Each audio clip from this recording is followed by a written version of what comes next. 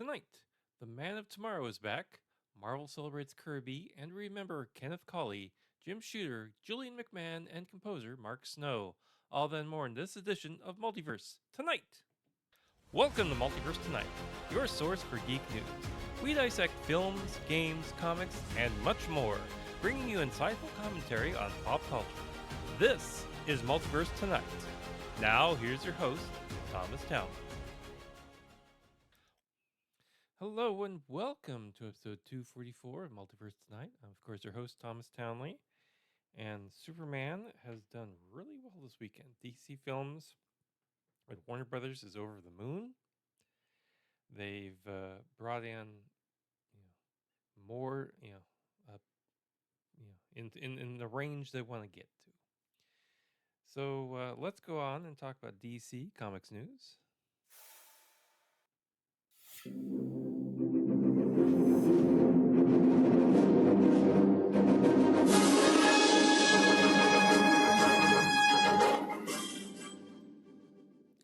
Episode 244 begins with Warner's is reporting Superman this morning at $122 million. Now, this is Man of Steel is higher per Rivals in the $124 to $125 million range. Displaying the difference is $123 million.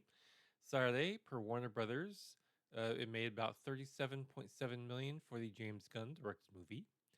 Now, Warner's believes Sunday got about 25%, negative 25% from Saturday with $28.2 million, while Rivals believe there's an even bigger bluer sky for Kal-El, around $30 million.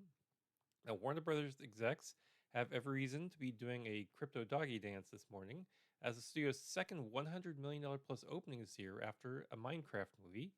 Now, technically, Warner Brothers still owns the number 1 and number 3 biggest openings of the year currently. Warner's owns 6 number 1s openings year to date. It's also DC Studios co-head Peter Safran's biggest opening ever at the box office, ahead of Aquaman's $67.8 million. Well, the second best opening for a Superman movie overall, behind Batman v Superman with $166 million, and the best opening for a Superman first franchise installment, ahead of Man of Steel, which got $116.6 million out of the 3-day weekend. And the second best opening for James Gunn, behind Guardians of the Galaxy Volume 2. Now, James Gunn's DC Studios Phase 1 Gods and Monsters is officially in motion with this release, and the writer, director, and producer has scored big at the box office. He took to social media to celebrate Superman's opening at $122 million domestically and $217 million globally, saying, quote, "I am incredibly grateful for your enthusiasm and kind words over the past few days. We've had a lot of super in Superman over the years, and I'm happy to have made a movie that focuses on the man part of the equation. A kind person always looks out for those in need." That resonates so powerfully with so many people across the world is in itself a hopeful testament to the kindness and quality of human beings. Thank you. Now, looking at the box office market in total,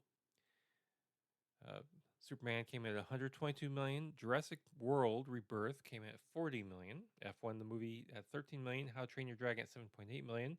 And Elio at $3.9 million.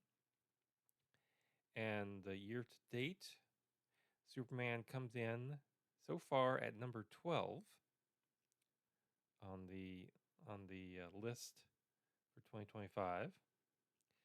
Still at number 1 is a Minecraft movie, which has grossed over $423 million total. As I said, Superman reigns at number 12, so it's got a little ways to catch up. But considering the movie-going appetite for this show,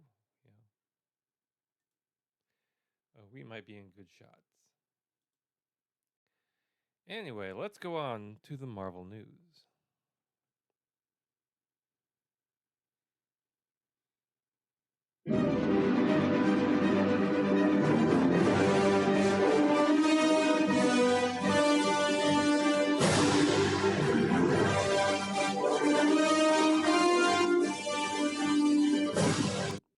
And Marvel news begins with celebrating Jack Kirby, and New York Street will be renamed in honor of a Marvel legend. Now, Jack the King Kirby, a visionary co-creator behind the Fantastic Four and numerous other iconic Marvel characters, has received a fitting tribute in his native New York City. On July 9th, Delancey Street at the intersection of Delancey and Essex was officially renamed Yancy Street / Jack Kirby Way.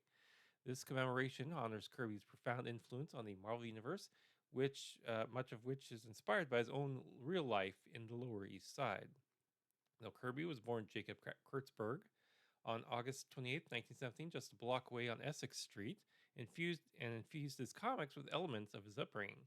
This is particularly evident in the character of Ben Grimm, also known as the Thing, who famously hails from Yancey Street. The new street sign proudly displays the Fantastic Four logo in the team signature white and blue colors, a testament to Kirby's enduring legacy. Now, members of the Kirby family were present for the momentous occasion. Granddaughter Jillian Kirby highlighted the deep personal connection with the Fantastic Four, noting, quote, "Grandpa Jack saw himself in the Thing, Ben Grimm being named after our great-grandfather. The Fantastic Four is so grounded in the Kirby family.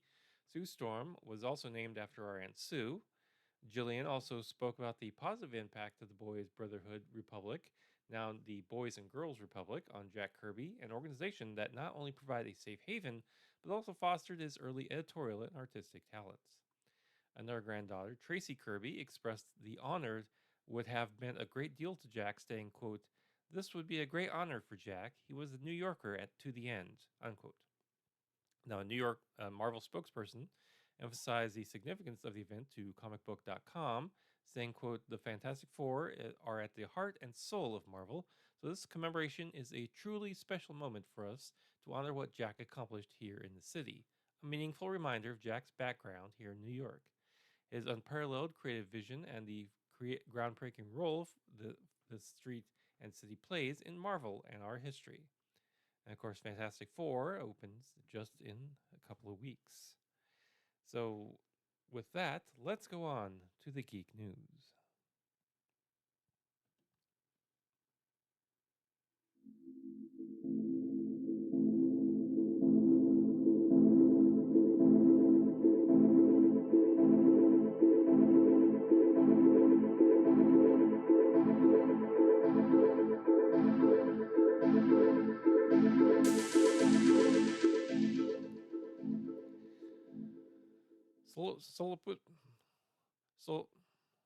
Solipsist Films has acquired. Yeah, you try to say that one right off the bat.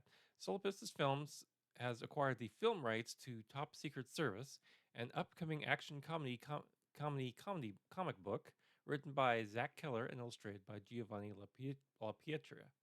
The comic is described as a high concept blend of action comedy a la Midnight Run and 48 Hours with political suspense of Air Force One.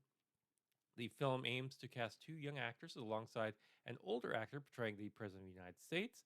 Logline reveals, quote, "When an elite kill team assaults a remote Montana ranch, two young Secret Service agents must protect the retired president they were assigned, only to discover that he's the last living link to a decades-old alien contact cover-up and the key to unlocking dangerous extraterrestrial tech the world was never meant to find," unquote. Zach Keller is set to adapt the script with Solipsist Stephen LaRoe producing. LaRoe's previous work includes Sin City, A Dame to Kill For, and he is also developing a kung fu movie for Universal starring Donnie Yen. Keller's diverse credits span the Cuphead comic book series, the Walking Dead video games, and Disney's DuckTales. La Pietra is recognized for her contributions to such titles as Red Sonja. Now, further details regarding the publication plan for Top Secret Service are anticipated to be announced this fall at the New York Comic Con. Denis Villeneuve's upcoming return to Arrakis, it will officially be titled Dune Part 3. Now, reports had called the film Dune Messiah, not to the 1969 book from Frank Herbert, that the film will adapt as its storyline, following Paul Muad'Dib Atreides as he takes over as the Emperor. On Runtrack, the film is listed as Dune Part 3. The film also will include sequences shot with IMAX cameras. However, Dune Part 3 will not entirely be shot with IMAX cameras, following in the footsteps of Christopher Nolan's The Odyssey. which is the first and so far only film to be produced that way. Industries Marissa Abela is the newest addition to the cast of the new Highlander film from Amazon MGM Studios United Artists, according to Deadline.com. Details as to her role are under wraps. She joins a cast that includes Henry Cavill, who plays the immortal warrior Connor McLeod, as well as Russell Crowe, who plays his mentor Ramirez. The John Wick franchise's Chad Stahelski is directing the theatrical feature from a script by Michael Finch. UA's Scott Stubber and Nick Nesbitt will produce alongside Neil H. Mortiz, Stahelski's A711 Entertainment, John Davis's of Davis Panzer Productions, and Louise Rosner. UA had secured the film rights to the 1969 original and potential to also develop a new series. Lionsgate is developing the film. Lord of the Rings actor Sean Astin is seeking to replace SAG-AFTRA President Fran Drescher in the upcoming union election. Astin has submitted a bid to lead the 160,000 member organization. According to Deadline.com, also on his ticket are Michael Hurd for Secretary Treasurer, Jolie Fisher for President of the Los Angeles Local Board, Lisa Ann Walter for First Vice President of the Local Board, and David Jolliffe to return for a second vice presidency. If elected, Astin would follow in the footsteps of his mother, Patty Duke, the Valley of the Dolls and Miracle Worker actress, who became the second woman ever to run the Screen Actors Guild in 1985. She held the position for 3 years. Astin had previously served on 5 separate SAG-AFTRA negotiating committees, including the most recent contract, won after a historically long 118-day strike in 2023.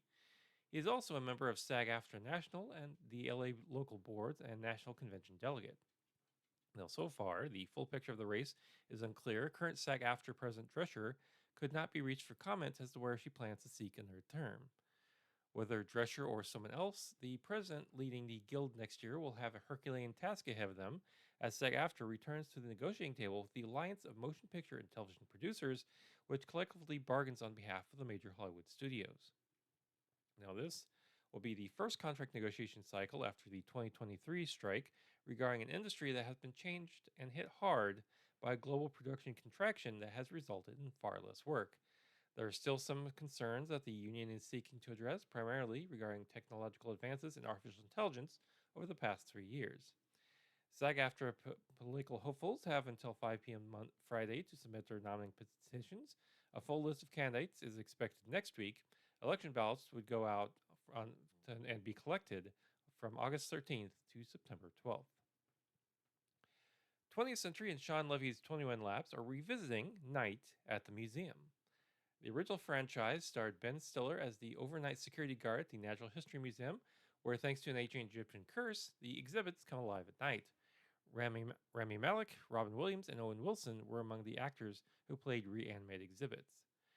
Tripper Clancy from Die Hard and Stuber has been tasked to write the new take. The plot details for the reimagining are currently under wraps. The original film came out all the way back in 2006. Yeah, I know. People think 2006 is a long time ago. And was followed by Night at the Museum Belle of the Smithsonian in 2009 and Night at the Museum Secrets of the Tomb in 2014. Now, all 3 films have grossed over $540 million at the domestic box office and were directed by Levy. Now, Levy and Dan Levine will produce the new take for 21 Laps with Emily Morris overseeing the project. 21 Laps, which will soon release the final season of Stranger Things, is repped by WME. Do we really need another Night at the Museum movie? Really? Yeah. Isn't anything evergreen anymore? Do we really need to remake it? I don't know. I know we just had Superman, but that's different. Yeah, you can always make a new Superman. Yeah.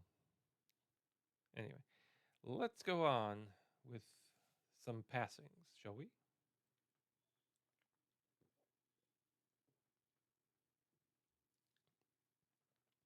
First off, Kenneth Cawley, known for his roles as Admiral Piet in the original Star Wars series and Jesus in Monty Python's Life of Brian, passed away on June 30th at his Kent, England home at the age of 87.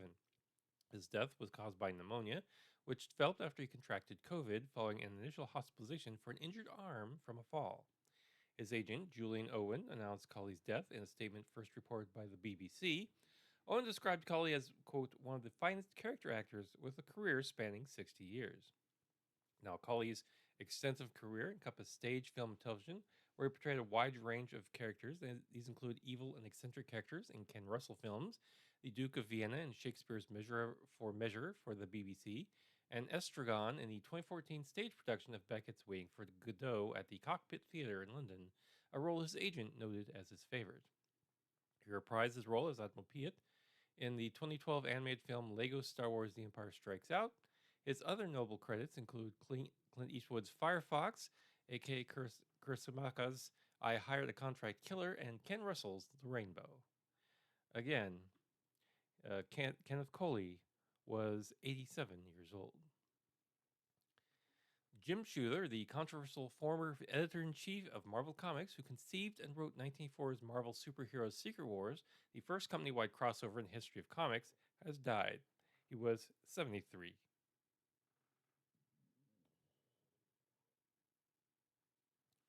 Writer and former DC Comics editor Mark Waid, who once described the Shooter scripted Legion of Superheroes story in 1968's Adventure Comics number 369 as, quote, the single most influential to my craft story I ever read, unquote, took to social media to announce the news on Monday, writing in a Facebook post that Shooter died from esophageal cancer.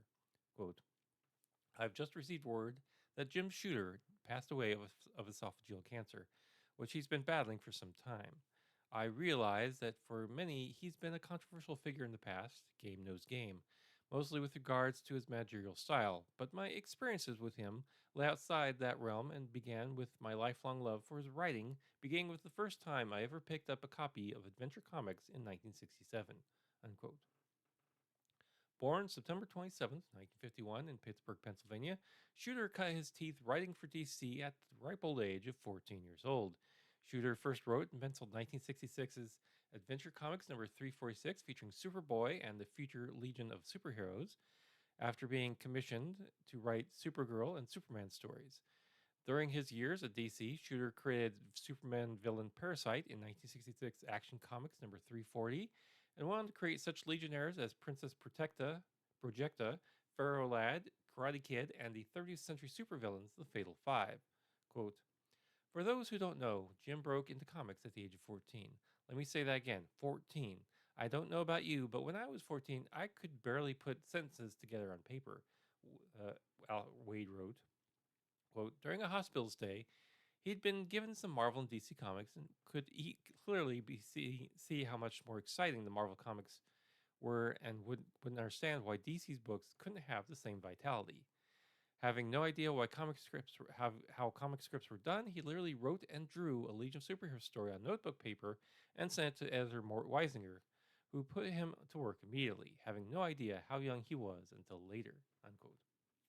Now, the protege of then national periodicals, later DC editor Mort Weisinger, whose run on the Superman titles introduced such characters as Supergirl and Krypto, Shooter, then 17, left DC for rival publisher Marvel for a 3-week stint in 1969. Shooter characterized his time working with Weisinger as abusive. Shooter would then return to Marvel when then editor-in-chief Marv Wolfman offered him a position in the Marvel bullpen in 1975. By 1978, Shooter has succeeded Archie Goodwin as editor-in-chief, overseeing the Chris Claremont-penned Uncanny X-Men, John Byrne's Fantastic Four, Frank Miller's Daredevil, Walt Simonson's Thor, Roger Stern's Amazing Spider-Man, and X-Men spin-off Dazzler, which Shooter conceived with Alex Donfeld and John Romita Jr. with some help from Stan Lee, Al Milgrom, Richard Stern, and Tom DeFalco. He implemented a, quote, continuity bonus, unquote, described by Shooter as the first incentive system in mainstream comics to keep creators on successive issues, as well as life insurance for freelancers, standardized career contracts, and a royalty system. Quote, I fixed a lot of things, but my greatest frustrations were the royalties and artwork return, which were delayed by lawsuits. I also increased rates, doubling them, and then doubling them again, because we started to make more money, unquote. Now, Shooter recalled in 2010, quote, I tried to standardize and boost the rates up. Superstars like Frank Miller, he got paid like the old guys because he's Frank Miller. I did respect the creative contributions like the age and seniority of the guys. I made sure guys who'd been there for 20 years weren't getting the minimum. I also respected genius. Unquote. Now, Byrne, writer of Alpha Flight from 1983 to 1985, claimed that Shooter enforced a, quote, no gays in the Marvel Universe policy under the strict code of the Comics Code Authority. Shooter's interference with the Dark Phoenix saga and the iconic Chris Claremont Byrne Uncanny X-Men run was just one of the several creator conflicts that led to an exodus, as Wolfman put it in 2003, quote, professionals left Marvel in droves, unquote, after Shooter took the reins of Marvel. In 1984, in the midst of popular toy lines like G.I. Joe and Masters of the Universe, Mattel wanted an editorial concept to tie to a new Marvel-based line of action figures. That concept became Marvel Superhero Secret Wars, at the time the biggest crossover in the history of the Marvel Universe. The 12-issue series, written by Shooter, edited by DeFalco, and penciled by Mike Zeck and Bob Layton, was as successful as the toy line. The original Marvel Heroes Secret Wars assembled Marvel's greatest heroes and villains, the Avengers, Fantastic Four, X-Men, Hulk, and Spider-Man, among them, and pitted them against supervillains like Doctor Doom, Galactus, Ultron, Doc Ock, and the Wrecking Crew by the cosmic being known as the Beyonder. The series famously featured the debut appearance of Spider-Man's black alien costume in issue number 8. Now, Shooter also wrote the sequel, the 1985 9-issue limited series Secret Wars 2, drawn by Milgram. The 1984 series inspired writer John Hickman's multiversal crossover Secret Wars in 2015, which is being adapted into Marvel Studios' Avengers Doomsday and Avengers Secret Wars. Again, Jim Shooter was 73 years old. Next up, actor Julian McMahon, known for his starring roles in Nip Tuck, Charmed, FBI Most Wanted, and the 2000s Fantastic Four movies, died July 2nd in Clearwater, Florida, after a private battle with cancer. He was 56 years old. In a statement, McMahon's wife, Kelly McMahon, wrote, quote, with an open heart, I wish to share with the world that my beloved husband, Julian McMahon, died peacefully this week after a valiant effort to overcome cancer. Julian loved life. He loved his family, he loved his friends, he loved his work, and he loved his fans. His deepest wish was to bring joy into as many lives as possible. We ask for support during this time to allow our family to grieve in privacy. And we wish for all those to whom Julian brought joy to continue to find joy in life, and we are grateful for the memories. Unquote. Now, McMahon was born in Sydney, Australia on July 27, 1968. His father, Billy McMahon, was served as Prime Minister of Australia from 1971 to 1972. Starting his career as a model, McMahon transferred to acting with the lead role in the short-lived 1999 Australian daytime soap, The Power, The Passion. He segued to another Aussie soap, the long-running Home and Away, where he appeared from 1990 to 1991 before making his feature acting debut as a lead opposite Elliot Gould in the 1992 Australian-American movie Wet and Wild Summer. McMahon then moved to Hollywood, started off his American career the way he did with his Australian one, with a role in a daytime soap. After a stint on NBC's Another World in 1993, McMahon transitioned to primetime as a series regular on the network's crime drama Profiler for its 4-season run. He went on to join the WB's popular supernatural drama Charmed for a 3-season starring turn as the demonic Cole Turner. Next up, McMahon landed his first series role when he and Dylan Walsh headlined Ryan Murphy's hit plastic surgery drama, Nip Tuck, which ran on FX for 6 seasons and earned him a Golden Globe nomination for playing the handsome, charming, and promiscuous Dr. Christian Troy. The role established McMahon as a TV leading man, and his status was reaffirmed when he was tapped as the star for CBS's FBI Most Wanted, playing team leader Jess LaCroix from the FBI's Most Wanted unit for 3 seasons before his surprise March 2022 exit. McMahon's TV resume also includes a series regular stint on Hulu's Marvel's Runaway.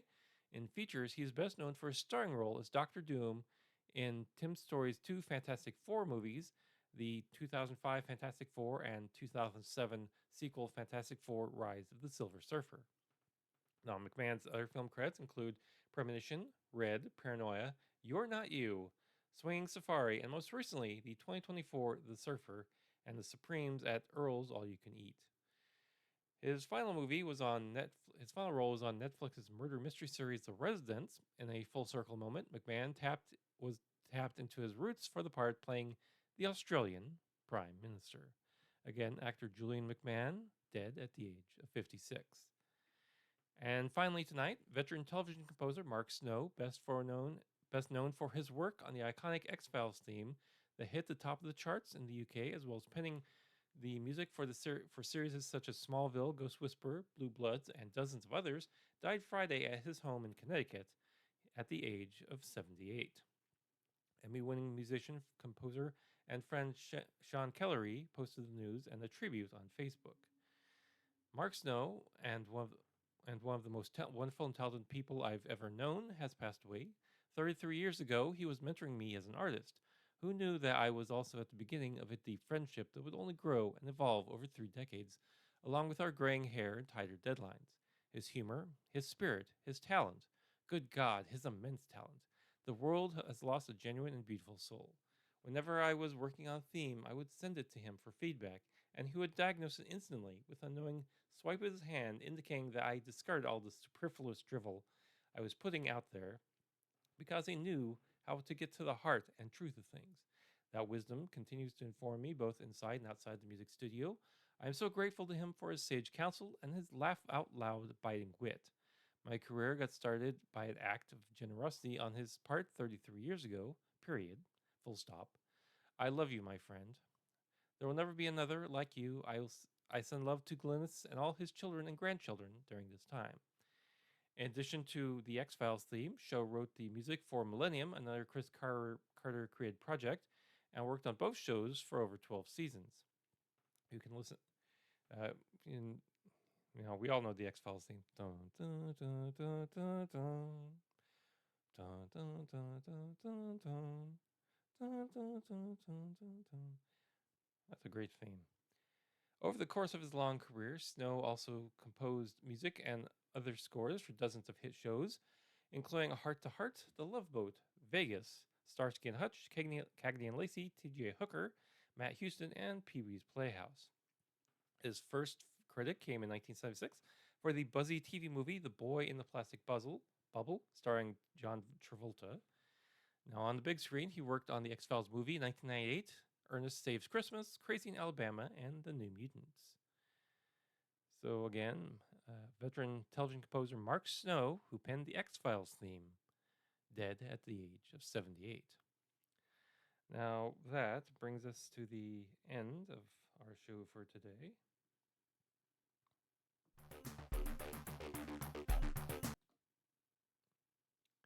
That brings us to the end of the show for today. Now, please be sure to check us out on social media.